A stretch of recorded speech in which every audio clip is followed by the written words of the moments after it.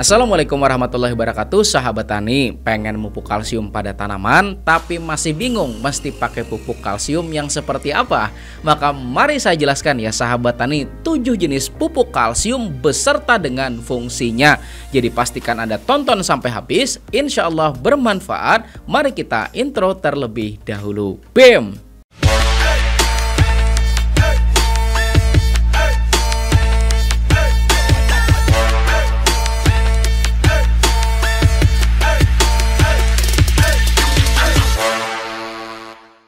Dan sebelum mulai, klik dulu ya tombol jempolnya, mudah-mudahan ilmunya jadi makin berkah dan rezekinya jadi tambah banyak lagi, amin.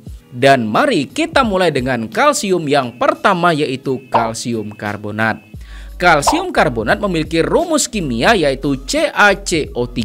Kalsium karbonat atau biasa dikenal dengan kapur pertanian ini merupakan bahan yang memiliki berbagai manfaat. Pertama, menyediakan unsur hara kalsium di dalam tanah. Kedua, secara bertahap mempertahankan kenetralan pada pH tanah pertanian kita. Dan yang ketiga, dapat membantu dalam penetralan berbagai residu pada bahan kimia di dalam tanah. Dan secara karakteristiknya, kalsium karbonat ini agak sulit terlarut di dalam air. Maka dari itu, kalsium karbonat ini paling cocok diaplikasikan dengan metode penaburan, baik pada saat pengolahan tanah ataupun buat susulan. Kemudian kalsium yang kedua yaitu kalsium magnesium karbonat. Ketika kalsium karbonat itu memiliki rumus kimia yaitu CaCO3, maka kalsium magnesium karbonat memiliki rumus kimia yaitu CaMgCO32.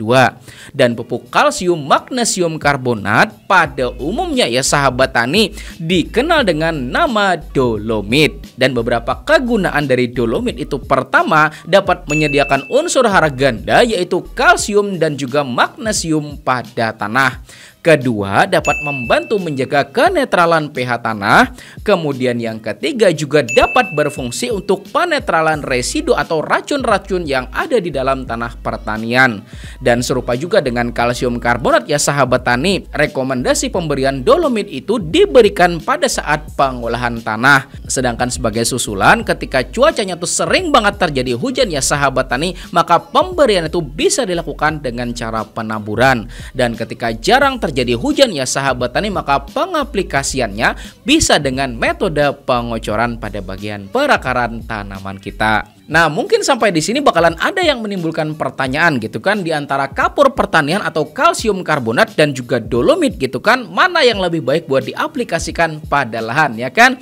Maka jawabannya itu situasional gitu ya sahabat tani. Dolomit itu memiliki unsur hara ganda yaitu kalsium dan juga magnesium. Artinya nih, ketika tanah ya sahabat tani atau tanaman kita tuh mengalami kekurangan dua unsur hara tersebut, maka dolomit tentu lebih baik digunakan ya sahabat tani.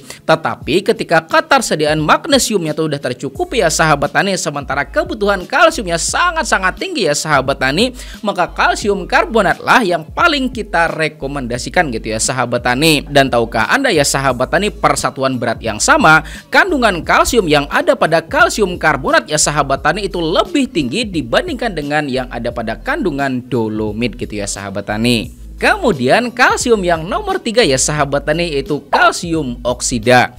Nah, kalsium oksida memiliki rumus kimia yaitu CaO. Kalsium oksida atau biasa kita kenal dengan tohor ya sahabat tani dihasilkan dengan pembakaran atau kalsinasi dari kalsium karbonat. Dan untuk bisa menghasilkan 1 ton kalsium oksida dibutuhkan sebanyak 2 ton bahan baku dari kalsium karbonatnya. Dan jenis kalsium oksida atau tohor ini ya sahabat tani, ketika kita masukkan ke dalam air, maka air bakalan mengalami proses pemanasan. Dan selain itu ya sahabat tani, kalsium oksida atau tohor ini ya sahabat tani juga bermanfaat sebagai penetral pH dalam pembuatan pupuk organik cair. Dan rekomendasi ya sahabat tani, kalau Anda mau pakai kalsium oksida atau tohor ini ya sahabat tani, maka pakai aja dalam bentuk bubukan-bubukan dengan dosis pelarutan itu cukup 2-4 gram per liter airnya. Nanti ya sahabat tani, airnya bakalan memunculkan reaksi panas dan kalsium oksidanya bakalan berubah menjadi kalsium hidroksida tanpa ada meninggalkan endapan. Selanjutnya yang keempat ya sahabat tani, yaitu turunan dari kalsium oksida, yaitu kalsium hidroksida. Kalsium hidroksida memiliki rumus kimia yaitu CaOH2 yang biasa disebut dengan kapur padam atau kapur bangunan gitu ya sahabat tani.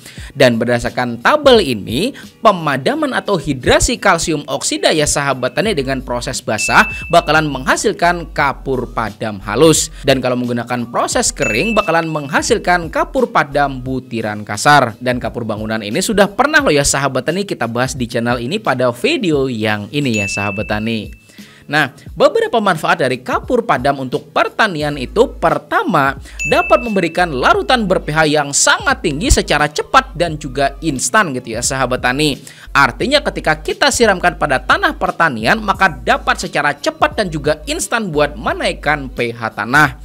Kemudian yang kedua ya sahabat tani, dapat menetralkan residu atau racun di dalam tanah secara cepat. Tetapi ya sahabat tani, dibalik itu semua gitu kan juga terdapat kekurangannya gitu ya sahabat tani, yaitu pertama, karena dia tuh tergolong basah kuat ya sahabat tani. Nah, coba lihat pH-nya tinggi banget kan? Dan ini tuh adalah kapur bangunan kalsium hidroksida yang kita larutkan di dalam air gitu ya sahabat tani. Maka dalam pengaplikasiannya tuh harus benar-benar terukur gitu ya sahabat tani. Kenapa? Karena kalau tidak ya sahabat tani, ketika pH-nya tuh ternyata terlampau naik ya sahabat tani, justru bakalan menyebabkan masalah yang lebih serius di kemudian hari pada tanaman kita. Kemudian yang kedua gitu ya sahabat tani, karena sifatnya cepat dan juga instan ya sahabat tani, maka betul ya sahabat tani, dia bisa digunakan sebagai penaik pH tanah secara cepat. Tetapi kalau dibandingkan dengan kalsium karbonat gitu ya sahabat tani, buat menjaga kenetralan pH tanah, maka pemberiannya untuk kalsium hidroksida ini harus kita lakukan secara berulang-ulang gitu ya sahabat tani. Dan buat Anda yang bertanya, berarti mesti gimana ya enggak? Maka rekomendasinya sahabat tani bisa dilakukan pengulangan setiap 3 minggu sekali. Dan yang ketiga ya sahabat tani, kalau Anda mau gunakan sebagai susulan gitu kan, maka sangat direkomendasikan gitu ya sahabat tani, tidak digunakan atau dikocorkan secara langsung, tapi mesti dibuat dulu seperti larutan yang ada pada video yang ini gitu ya sahabat tani. Ikuti tata cara pembuatannya, ikuti juga dosis atau konsentrasi yang dianjurkan, maka itu jauh lebih aman dibandingkan dengan diaplikasikan secara langsung gitu ya sahabat tani. Kemudian kalsium yang nomor 5 ya sahabat tani, namanya adalah kalsium sulfat. Dan kalsium sulfat memiliki rumus kimia yaitu CaSO4 2H2O. Dan ini tuh biasa dikenal dengan sebutan gypsum. Dan gypsum sendiri merupakan hasil reaksi asam dan basa dari dua bahan, yaitu kalsium hidroksida dengan rumus kimia yaitu CaOH2 dan juga asam sulfat dengan rumus kimia yaitu H2SO4. Dan ketika keduanya ini direaksikan ya sahabat tani, bakalan menghasilkan CaSO4 dan juga 2H2O. Dan karena gypsum merupakan produk dari hasil reaksi kimia ya sahabat tani, maka gypsum memiliki pH yang netral berkisar antara 6,5 sampai dengan pH 7 gitu ya sahabat tani. Dan karena sifatnya yang netral ini ya sahabat tani, maka gypsum bukanlah bahan yang bisa buat menaikkan pH tanah, tetapi manfaatnya itu lebih pada menyediakan unsur hara kalsium dan juga sulfur pada tanaman kita, sekaligus juga dapat meningkatkan ketahanan tanaman kita terhadap resiko patogen penyebab penyakit. Dan rekomendasi aplikasi dari gypsum ini ya sahabat tani bisa sebagai dasaran bagi Anda yang memiliki lahan dengan pH yang netral terlebih dahulu gitu ya sahabat tani, atau sebagai susulan buat menyediakan unsur hara kalsium dan juga sulfur bagi tanaman dengan metode pengocoran. Oke. Selanjutnya yang keenam yaitu kalsium nitrat ya sahabat tani. Dan kalsium nitrat memiliki rumus kimia yaitu CaNO32 yang mana juga merupakan hasil reaksi asam dan basa. Dan ada dua alternatif ya sahabat tani dalam menghasilkan pupuk kalsium nitrat ini, yaitu pertama mereaksikan kalsium hidroksida dan juga asam nitrat. Dan alternatif yang kedua ya sahabat tani, yaitu mereaksikan kalsium hidroksida dengan amonium nitrat. Dan karena kalsium nitrat itu merupakan hasil reaksi asam dan basa ya sahabat tani, maka pH dari kalsium nitrat tersebut pasti berkisar antara 6 sampai 7 gitu ya sahabat tani. Dan untuk membuktikannya, mari kita timbang ya sahabat tani kalsium nitrat sebanyak 1 gram. Kemudian kita masukkan pada air sebanyak 500 ml. Dan kemudian kita lakukan pengadukan ya sahabat tani. Nah, dia udah larut sempurna kan ya sahabat tani. Kemudian kita taruh alat ukur pH meter air. Maka lihat sendiri ya sahabat tani hasil dari pengukurannya berapa.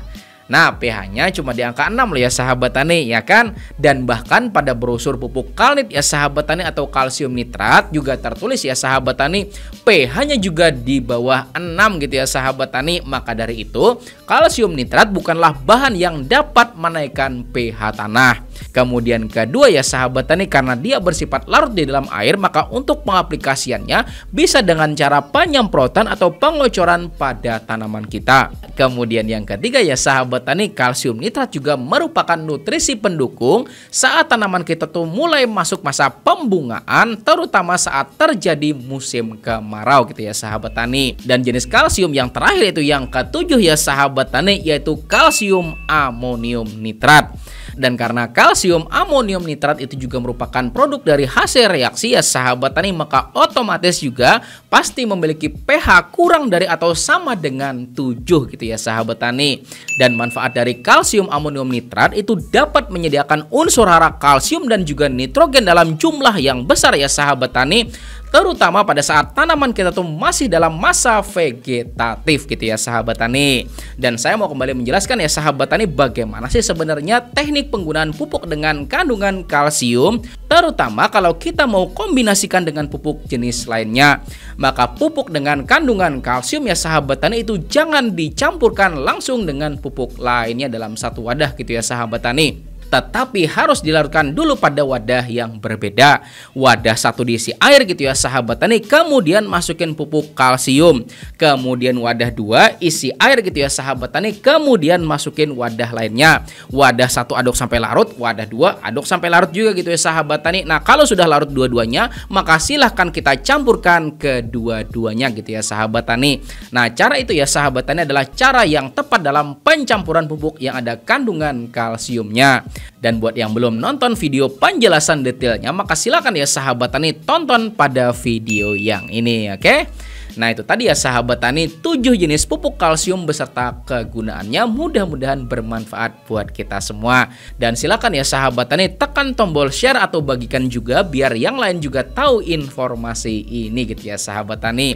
Dan terima kasih di sini dan juga sini ya sahabat tani, ada 4 video yang saya rekomendasikan untuk Anda pelajari. Insya Allah akan semakin tambah pengetahuan Anda. Saya Rizky Ansar, saya akhiri ucapan wassalamualaikum warahmatullahi wabarakatuh.